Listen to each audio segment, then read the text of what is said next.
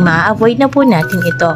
How? Maaari na po natin gamitin ang mga instant whipping cream. At isa na po sa mga brand na maire-recommend ko ay ang Whip It. For this video, ako po ay nag-stencil sa cardstock, nilagyan ng scotch tape ang likod dahil ito po ay ididikit natin sa cake.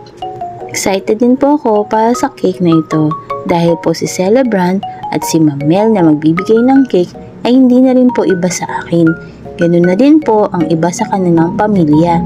Dati po silang mga kliyente ko sa aking dating trabaho at ngayon naman po ay kliyente ko na si Ma'am Mel para sa mga cakes.